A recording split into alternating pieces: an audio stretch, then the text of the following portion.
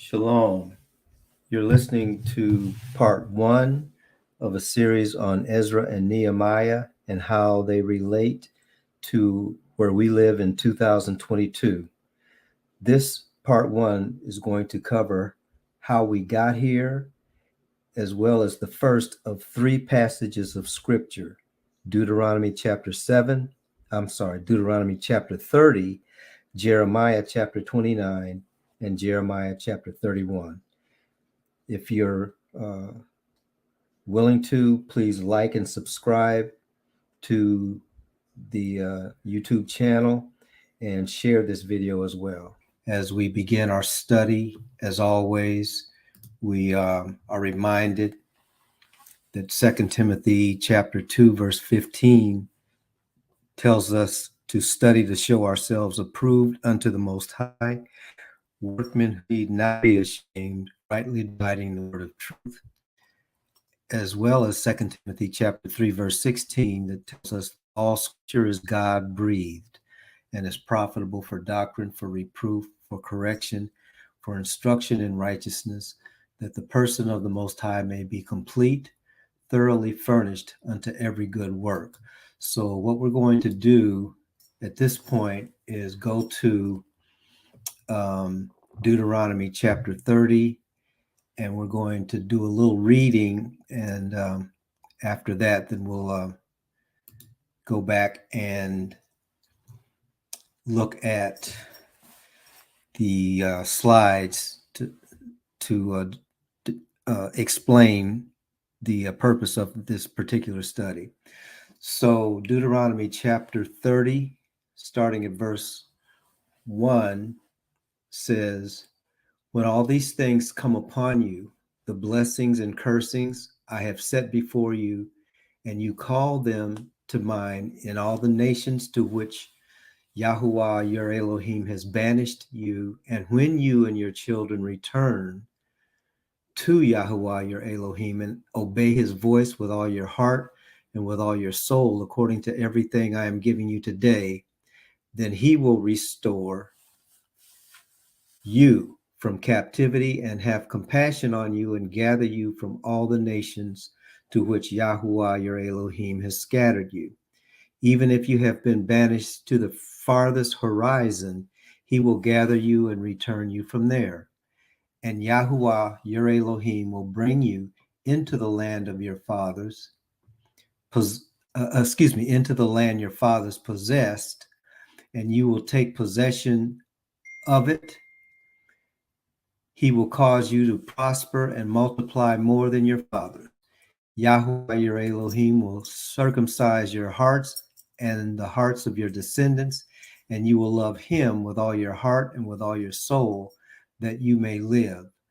I'm going to keep reading a little bit farther. And then in verse 7, it says, "Then Yahuwah your Elohim will put all these curses upon your enemies who hate you and persecute you. And you will again obey the voice of Yahuwah and follow all his commandments I am giving you today. So Yahuwah your Elohim will make you abound in all the work of your hands and in the fruit of your womb, the offspring of your livestock, and the produce of your land. Indeed, Yahuwah will again delight in your goodness as he delighted in that of your fathers. If you obey Yahuwah your Elohim by keeping his commandments and statutes that are written in this book of the law, and if you turn to him with all your heart and with all your soul." Well, I'll just finish down through verse 14. "For this commandment I give you today is not too difficult for you or beyond your reach. It is not in heaven that you should need to ask who will ascend into heaven to get it for us and proclaim it, that we may obey it. And it is not beyond the sea that you should need to ask who will cross the sea to get it for us and proclaim it, that we may obey it. But the word is very near you. It is in your mouth and in your heart, so that you may obey it." So that's the scripture that we're going to start with, and we're going to now go back to our slides. So the last time that we had a lesson, we were talking about how Ezra and Nehemiah, as well as Esther, although we haven't gone into Esther yet, but they all happened around the same chronological time period and around the same events historically. And so what is happening during this particular time period is that the children of Israel, specifically in the southern kingdom, the kingdom where Jerusalem was, and the tribe of Judah was the primary tribe. Judah and Benjamin were in the southern kingdom, as well as some of the Levites, because the temple was there. But this is during the time at the end of the 70 years where they had been scattered, or not scattered, actually, they had been taken to Babylon, and Jerusalem had been overrun by the Babylonians. It had been looted by the Babylonians, and it was in complete disarray and destruction as a city at that particular point in time. Well, Jeremiah had actually told the prophet Jeremiah had actually told the people in Judah and in Jerusalem that these things were going to happen, and they were happening because of their rebellion against the Most High. And he told them that you're going to be in the land of your captors for 70 years. So we're looking at that time frame where they're at the end of the 70 years of exile out of Jerusalem. And so at where we picked up, or where we left off actually last time, we were looking at the dynamics of what had happened. So we looked at Deuteronomy chapter 23, verse 3, which actually talked to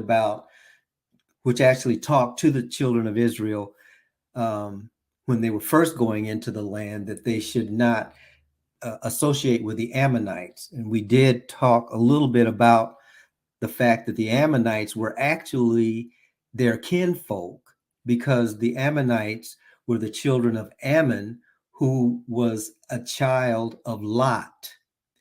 And so it was his progeny, the progeny of Ammon, that were actually living in and among the children of Israel, but not as family members, but as foes. They actually had beef, if you will, with the children of Israel for a number of reasons.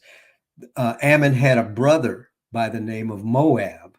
And again, not a brother, I'm sorry, a cousin. Ammon's first cousin was Moab, because it was his mother and her sister that had sexual relationships with their father, Lot, and that's how they got to be on the planet. So it was from those two groups of people, the Moabites and the Ammonites, that found themselves at loggerheads with the children of Israel.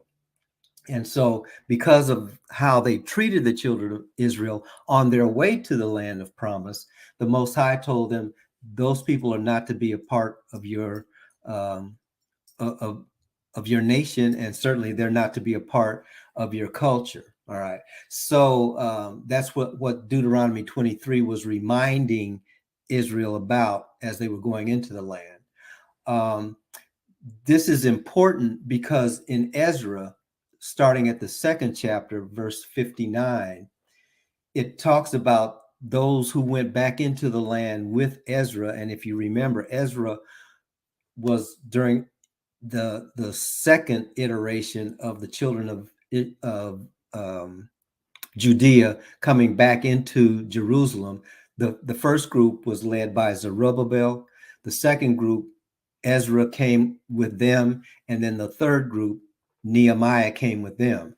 And each one of them had a task to accomplish as the children of Judah were coming back into the land. And they were coming back into a land that at this point in time had been totally destroyed because, again, of the Babylonian invasion. Okay, so that's the background and backdrop. Well, when Ezra, who was a priest or of the priestly tribe, came back, as we had mentioned several lessons ago, genealogy in the scriptures is the kind of, when you read genealogy in the scriptures, if you don't know what you're looking at, your eyes glaze over and you're wanting to get out of that section and into something else that you can relate to. But actually, genealogy in the culture of Israel was absolutely important, because that's how they were able to determine who were the people that were going to continue in the positions of leadership in the community as they were coming back to rebuild. You had to have been given by the Most High that charge, and the Most High used the children who were the descendants of the Levites, and from the Levite tribe, the priests were made, and so there were families that were only to be priests, and those priests also kept the law. In other words, they kept the writings, so they were the ones who were in charge of the culture. They were also among the Levites. There were also among the Levites those who wrote the law down. They were called scribes, okay, or they copied the law, which meant that they knew the writings as well. So it was those people that were put in charge of everything else that went on in the nation. So it was really important that you had record of who you were. Everybody in the nation was a part of a lineage, obviously. So when they came back into the land, this was important because the people who had their names written down, in temple documents, were then going to be the ones who were in charge of putting things back together again. So that's where this idea of the descendants of Ammon were mentioned, because they were always a part of this mixed multitude that had been with Israel from the outset. Okay, so partly because Israel never did do exactly what the Most High told them to do, so they never really did kick these Ammonites out completely, and they had become a part of the nation, outside of the will of the Most High, but yet they were still there. So that's where this Tobiah comes in, because when they went back into the land, Tobiah was a part of the descendants of Ammon, but they were claiming to be a part of the priestly tribe.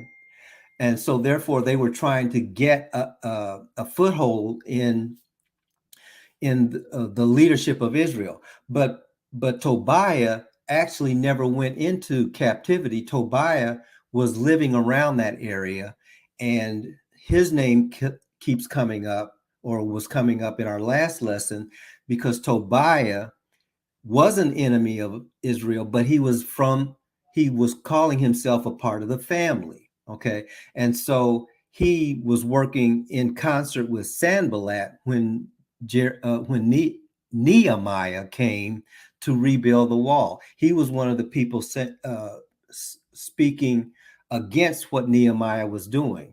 So he and his family were there. Now that becomes important, because once they get back in Nehemiah chapter 13, verses 4 through 14, Eliashib, which was one of the people who had been made priest, was a relative of Tobiah. And so what Eliashib did, as he had the authority to do, because he was one of the priests, he took one of the rooms in the temple complex that was there for the storage of grain, frankincense, new wine, oil, the tithes that the people were bringing in, which had to do with the first fruits of their increase, because these were agrarian people, right? So he cleared out one of those rooms and let Tobiah stay there. Now, Tobiah is the same guy that was speaking against the rebuilding of the wall and the putting of the gates back. So he was an enemy. And so the reason why that slide is there, the case of Tobiah, the Most High's people have always been very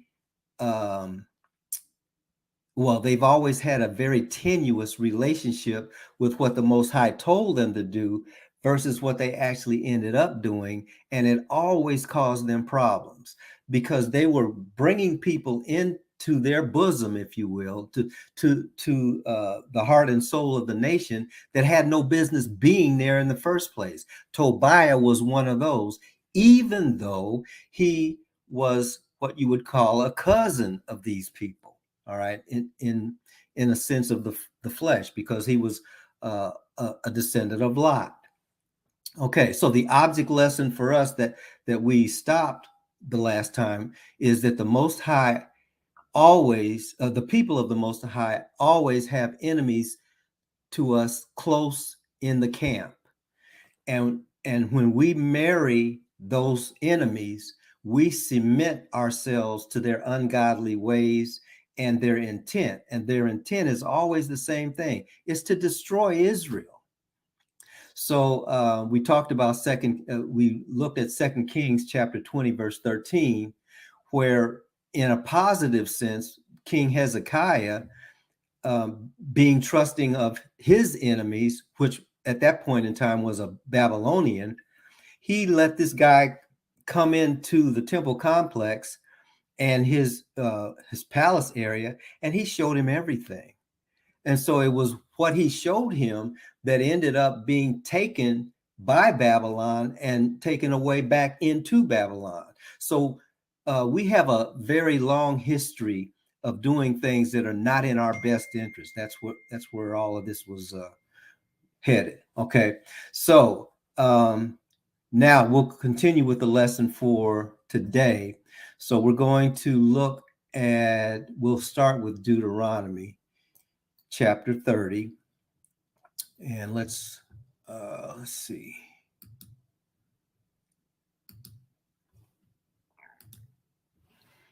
Okay, Deuteronomy chapter 30.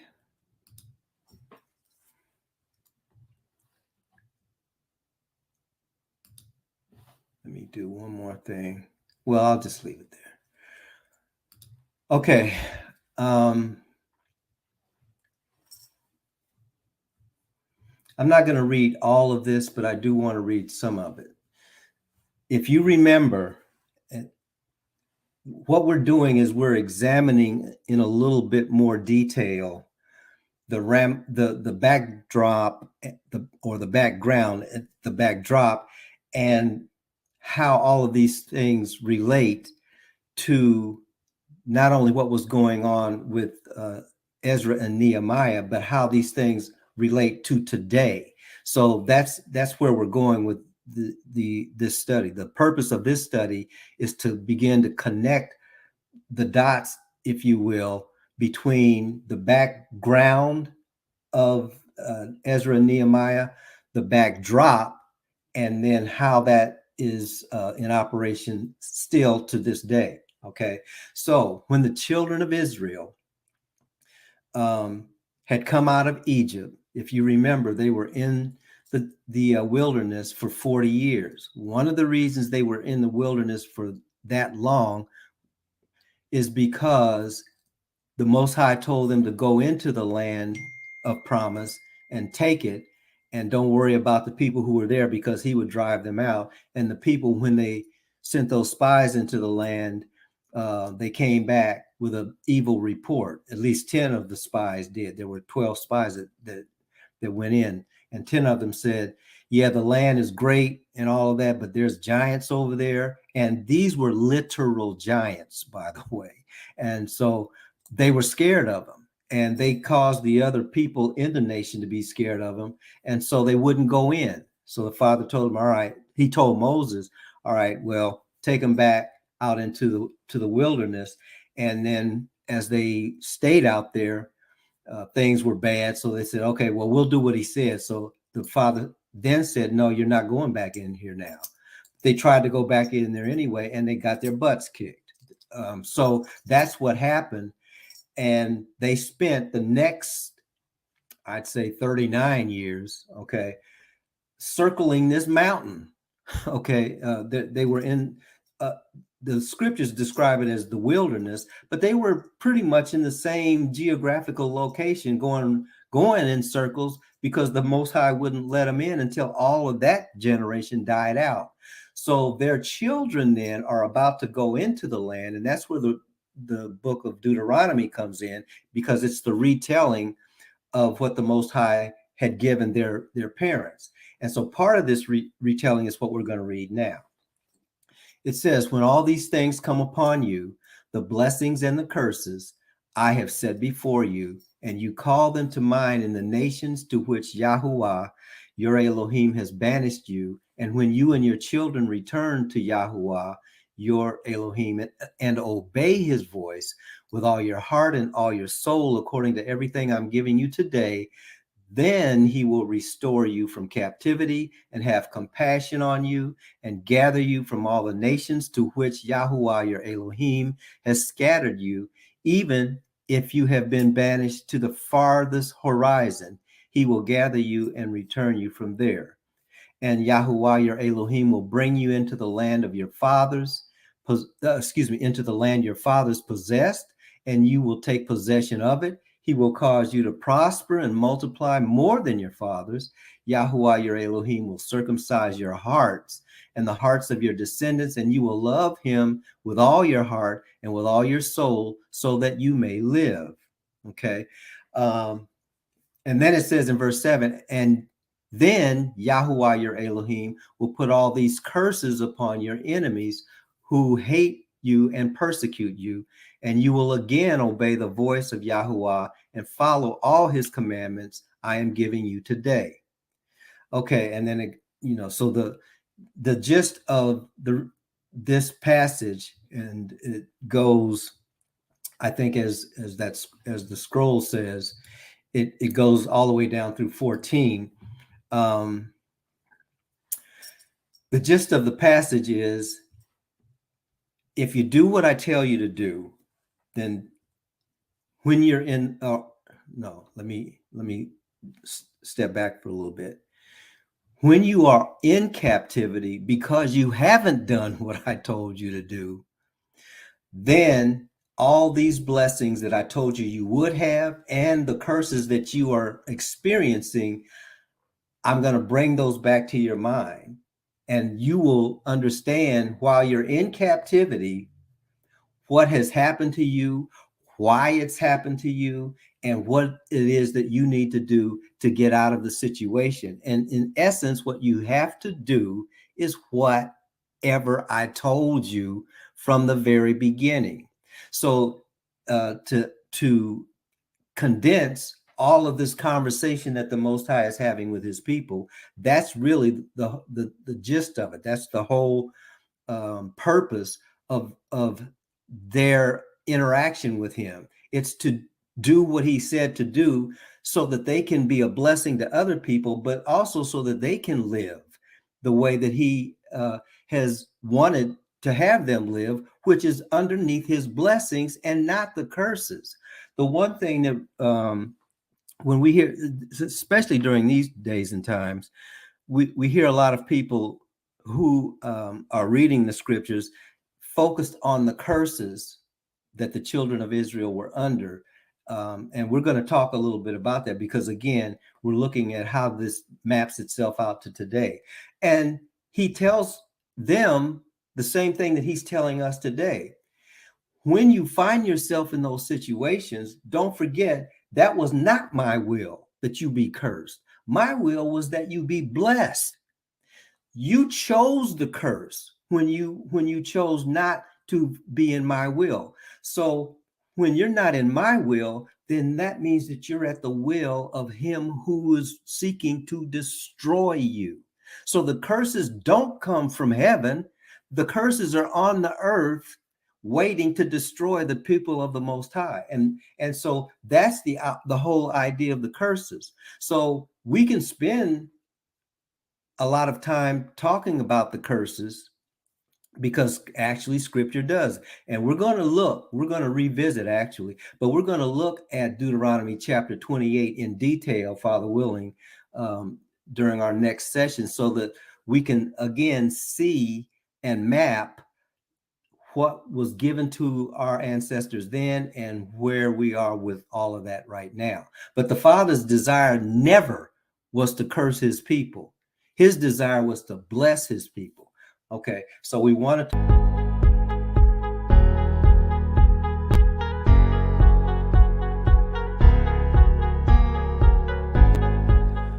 That ends part 1 of lessons from Ezra and Nehemiah and how we can apply those lessons in 2022. Stay tuned for part 2.